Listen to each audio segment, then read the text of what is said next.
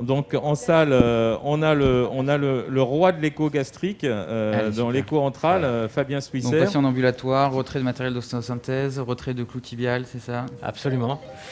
Et tiens, et donc, chez ce patient qui est en ambulatoire, on va lui retirer son matériel, on va lui mettre un masque laryngé. Or, quand on met un masque laryngé, on n'est jamais certain en fait, finalement de la vacuité de l'estomac. Hein, on le sait, une personne sur 20, plus ou moins, il peut y avoir, en programmé, Malgré en le tout cas, jeûne. malgré le jeûne, D'accord. des sécrétions qui sont un petit peu plus élevées. Alors, on peut commencer en dorsale. En dorsale, ça nous permettra de faire un petit peu le débrouillage. Et si jamais on voit quelque chose en dorsale, du liquide, eh bien, on sera amené à le mettre en latéral pour être sûr. D'accord, ok. Donc ici, on va tout de suite commencer. On se met en On sous peut avoir l'image de l'échographie. Voilà.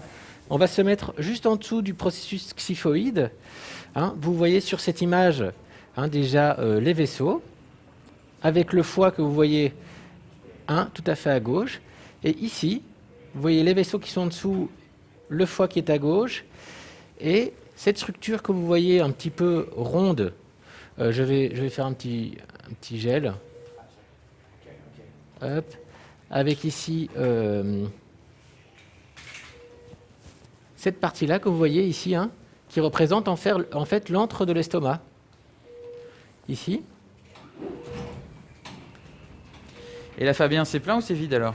Alors là, c'est tout à fait vide. D'accord. Là, je peux, d'une manière tout à fait sereine, On voit, c'est les parois de l'estomac en fait. on voit les parois de l'estomac, on D'accord. voit la muqueuse qui est, on voit le péristaltisme, on voit les vaisseaux en dessous, donc je suis sûr que je suis au niveau de l'antre gastrique. Et là, je vois que cet antre gastrique, eh bien, il est virtuel. On voit que la muqueuse, on ne voit strictement rien d'autre. D'accord. Et donc, ici, je peux sereinement mettre un masque laryngé sans risque surajouté d'inhalation. Parce que là, de temps en temps, comme on l'a vu, eh bien, il peut y avoir un peu plus de sécrétion gastrique, de salive avalée, voire même des gens qui sont prêts à mentir sur le jeûne D'accord. pour passer au bloc systématiquement. Et donc, ce petit examen que vous voyez, ça nous prend 30 secondes, on pose la sonde, eh bien, On on est voit de serein suite. pour mettre le Donc masque là, tu as laryngé. utilisé une sonde abdominale, on est d'accord? Sonde abdominale, Sonde abdominale. 10 à 15 cm de profondeur. Ce qu'il faut voir comme image, c'est toujours les vaisseaux, plus le lobe du foie. D'accord. Et à ce niveau-là, tu es sûr anatomiquement que tu es au niveau de l'antre.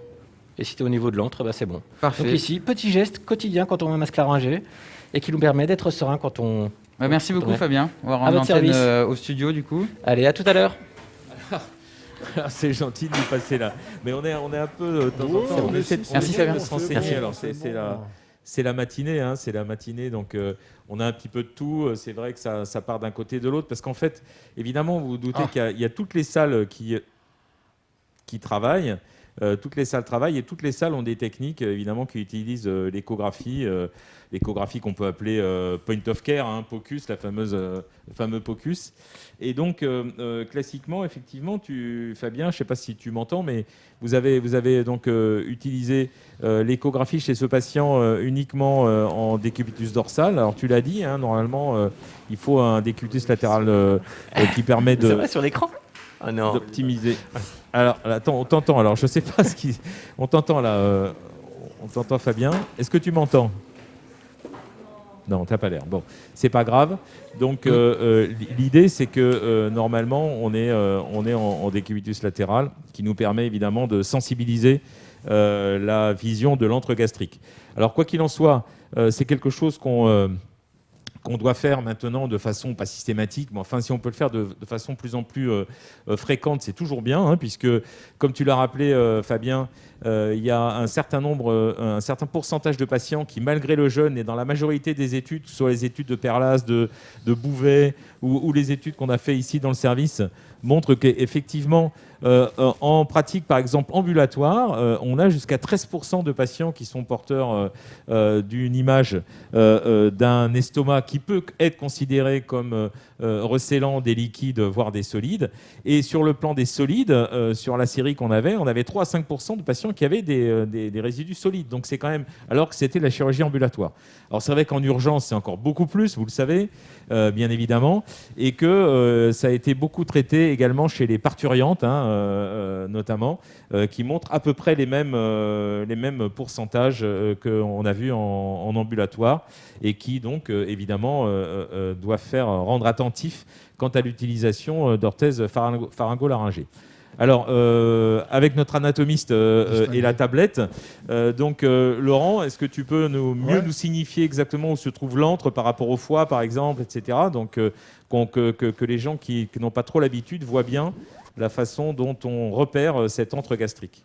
Alors oui, on a bien vu les principaux repères. Donc en fait, on n'est pas tout à fait médian, on est légèrement décalé vers la droite quand on met la sonde donc, dans le sens sagittal. Oui, je dis pas de bêtises. Sagittal. Et on va s'aligner. En fait, le repère le plus intéressant, c'est l'aorte. Voilà, ici. Non ? L'aorte, voilà. Tac. Alors, il y a des fois la mésentérique sup, mais la mésentérique sup, là, elle est un peu noyée dans le truc. Donc, on s'aligne par rapport à ça. Et après, donc, vous avez ici l'autre image typique d'un... On va changer de couleur. L'autre image typique, c'est effectivement ce liseré blanc ici, autour de l'antre, qui témoigne qu'effectivement, que l'estomac est bien vide. Et là, donc, le foie, vous voyez qu'on retrouve bien ici, le lobe hépatique. Et vous avez les principaux repères quand vous êtes là. Alors, d'après l'algorithme qu'a fait Lionel Bouvet, si vous avez... Donc on peut avoir trois choses. On peut avoir un estomac vide comme on a là. On peut avoir du liquide. Alors nous, c'est pour la petite histoire, ça nous est arrivé il y a 2 mois. C'est l'infirmière qui m'appelle, qui me dit « Oh là là, je crois qu'il a bu, il posait le verre quand je suis rentré dans la chambre. » Et le patient a dit non. Et en fait, on est allé chercher la sonde et il avait effectivement vidé un verre d'eau. C'est bon ? Non, on peut effacer. Hop.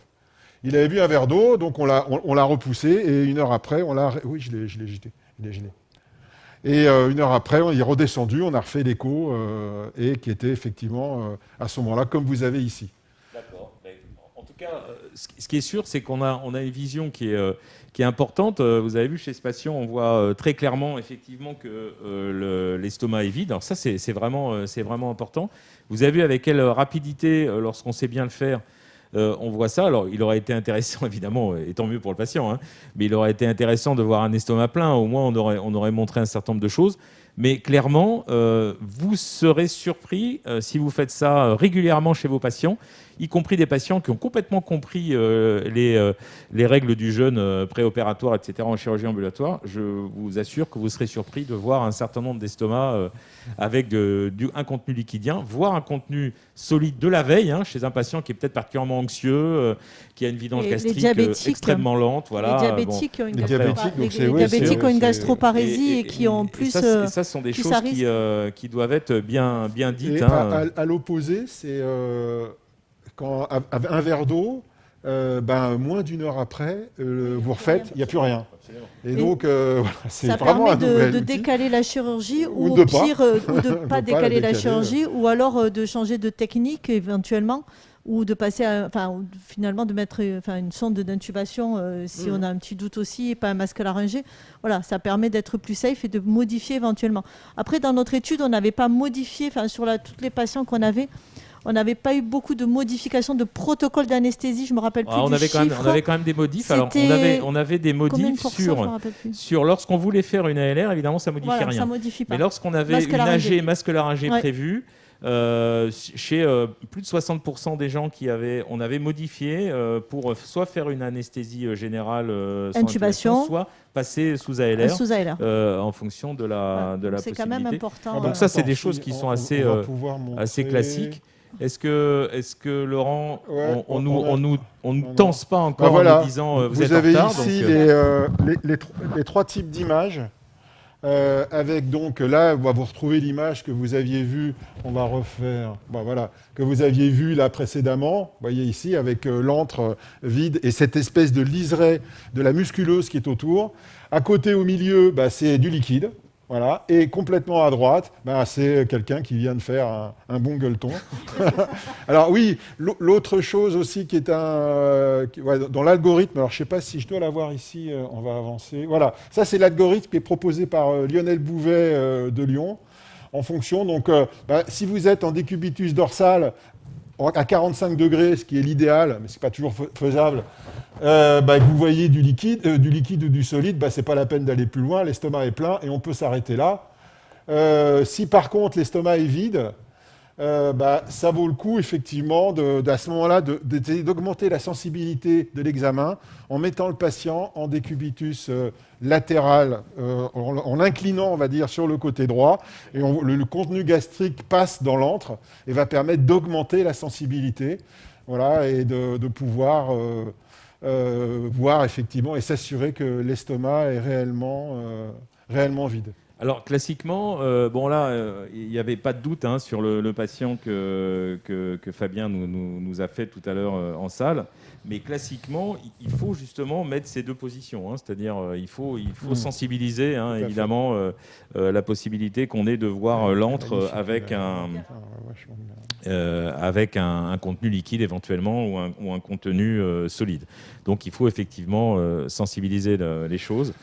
Alors c'est vrai, si on reste un peu plus maintenant, si on essaye d'aller un peu plus sur l'utilité globale, clairement, l'utilité de ça, de l'échographie dans la prise en charge périopératoire, encore une fois, de nos patients, c'est que, bien évidemment, on se rassure et on amène plus de possibilités d'assurer un diagnostic ou de voir si on est dans des conditions parfaites. Alors c'est vrai pour l'écho gastrique, c'est vrai pour l'écho vésical par exemple, je ne sais pas si on en verra, mais savoir si par exemple on peut sortir un patient de la salle de réveil, ou etc., où on peut...